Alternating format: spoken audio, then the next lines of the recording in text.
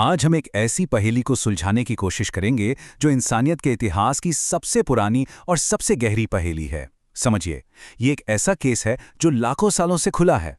ये सवाल सुनने में बहुत सीधा साधा लगता है ना, लेकिन ये सवाल हमारे होने, हमारे वजूद की जड़ तक जाता है। ये वो ताला है जिसे सदियों से बड़े बड़े दिमाग खोलने में लगे हैं। तो चलिए आज जासूस बनकर दर्शन शास्त्र की इस सबसे बड़ी केस फाइल को खोलते हैं। एक एक करके सुरागों की जांच करेंगे और देखेंगे कि ये तहकीकात हमें कहां लेकर जाती है। जरा सोच कर देखिए, वो शुरुआती इंसान जिसके पास ना कोई साइंस थी, ना कोई मॉडर्न टेक्नोलॉजी, उसे एक विशाल और अनजान दुनिया में छोड़ दिया गया था। तो जाहिर है सवाल तो उठने ही थे। इस राज को सुलझाने का जो पहला तरीका सामने आया वो था दार्शनिक का। इसे एक मकड़ी की तरह समझिए। जैसे मकड़ी अपने अंदर से ही रेशम निकालकर एक पूरा जाल बुन देती है, वैसे ही दार्शनिक सिर्फ अपने तर्क और लॉजिक का इस्तेमाल करके दुनिया को समझने की कोशिश करते हैं। और फिर आता है दूसरा तरीका, जो मधुमक्खी जैसा है। जैसे मधुमक्खी बाहर फूलों से पराग इकट्ठा करके शहद बनाती है, ठीक वैसे ही वैज्ञानिक दुनिया में एक्सपेरिमेंट्स करके सबूत इकट्ठा करके कोई सिद्धांत बनाते हैं। मतलब जासूसी के दो बिल्कुल अलग अलग अंदाज। तो एक जासूस की तरह हमारा सबसे पहला काम ये पता लगाना है कि हम कितने मुजरिमों की तलाश कर रहे हैं। मतलब ये जो परम सत्य है वो असल में एक है, दो हैं या बहुत सारे हैं। तहकीकात यहीं से तीन हिस्सों में बंट जाती है। एक तत्ववाद कहता है कि आखिर में सब कुछ एक ही चीज से बना है। द्वैतवाद का मानना है कि दो मूल सत्ताएं हैं, और अनेक तत्ववाद के हिसाब से तो कई अलग अलग सत्ताएं हैं, जैसे लोहा, पानी, हवा, ये सब अपने आप में परम सत्य हैं। अच्छा, एक बार संख्या का अंदाजा लग गया तो हमारी जांच अगले पड़ाव पर पहुंचती है। अब हमें पता लगाना है कि इस परम सत्य का असली स्वभाव क्या है। और यहां हमारे सामने दो मुख्य संदिग्ध हैं, एक पदार्थ और दूसरी चेतना। चलिए इन दोनों संदिग्धों की प्रोफाइल पर जरा गौर करते हैं। एक तरफ है पदार्थ यानी मैटर, जो जगह घेरता है, जिसे हम छू सकते हैं, देख सकते हैं। और दूसरी तरफ है चेतना यानी कॉन्शियसनेस, हमारे विचार, हमारी भावनाएं, जो कोई जगह नहीं घेरती। द्वैतवादियों के लिए तो केस यहीं पर खत्म हो जाता है। वो कहते हैं भाई पदार्थ और चेतना दोनों ही असली हैं, दोनों ही सच हैं। लेकिन यहां एक बहुत बड़ा सवाल खड़ा हो जाता है।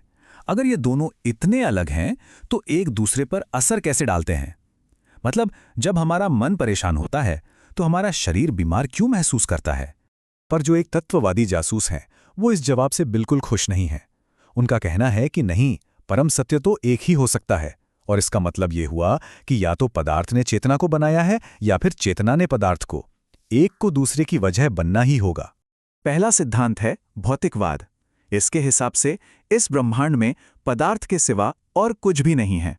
हमारे विचार, हमारी भावनाएं, हमारे सपने, ये सब कुछ नहीं, बस हमारे दिमाग में चल रही केमिकल रिएक्शंस का एक नतीजा है। चेतना एक तरह का साइड इफेक्ट है बस। लेकिन यहीं पर भौतिकवाद के सामने एक बहुत बड़ा सवाल आ जाता है।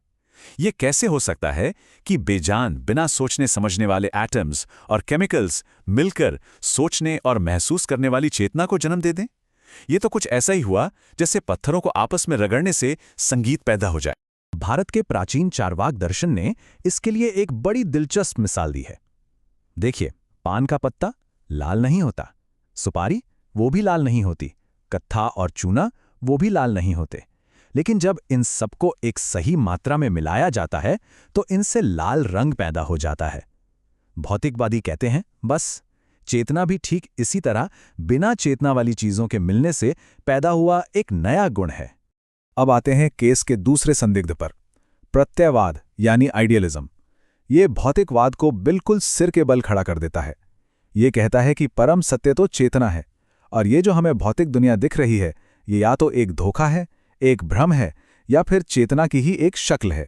इस ख्याल को समझने के लिए जरा एक पल के लिए सोचिए, क्या हो अगर ये पूरी दुनिया, ये पूरा ब्रह्मांड किसी बहुत बड़ी परम चेतना का देखा हुआ एक सपना हो और हम सब उस सपने के किरदार हों? हम सब सपने देखते हैं, है ना? सपने में जब हम होते हैं तो हर चीज बिल्कुल असली लगती है, दोस्त, खाना, जगह, सब कुछ। लेकिन असल में तो वो सब हमारी चेतना की ही बनाई हुई एक दुनिया होती है। प्रत्ययवाद बस यही एक सवाल पूछता है, क्या पता ये जो जागती हुई दुनिया है ये भी किसी बहुत बड़ी चेतना का एक सपना ही हो? तो सदियों तक ये केस पदार्थ और चेतना की इस बहस के बीच फंसा रहा। एक टीम कहती थी पदार्थ असली है, दूसरी कहती थी चेतना। लेकिन फिर 20वीं सदी में एक बिल्कुल ही अनअपेक्षित जगह से एक ऐसा सुराग हाथ लगा जिसने पूरी जांच की दिशा ही मोड़ दी। यह सुराग आया क्वांटम फिजिक्स की दुनिया से, और सच कहूं तो इसने सच और झूठ के हमारे सारे पुराने नियमों को हिलाकर रख दिया। डबल स्लिट एक्सपेरिमेंट के नतीजों ने वैज्ञानिकों को हैरान कर दिया। जब एक बहुत छोटे कण पर कोई नजर नहीं रख रहा होता तो वो एक लहर की तरह बर्ताव करता है, लेकिन जैसे ही कोई उसे देखता है या मापने की कोशिश करता है, वो फौरन एक ठोस कण बन जाता है। मतलब सिर्फ हमारे देखने के एक्शन ने उसकी हकीकत को बदल दिया।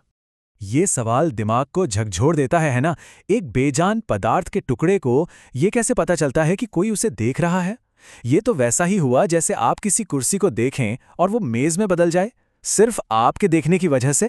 इस एक खोज ने हमारी जांच की नींव ही हिला दी। इसने चेतना यानी देखने वाले और पदार्थ यानी देखी जाने वाली चीज के बीच की उस मोटी दीवार को धुंधला कर दिया। जिन दो संदिग्धों को हम अब तक अलग अलग मान के चल रहे थे, ये प्रयोग इशारा करता है कि शायद वो एक दूसरे से बहुत गहराई से जुड़े हुए हैं। तो हजारों साल की इस लंबी चौड़ी तहकीकात के बाद हम आखिर पहुंचे कहां हैं?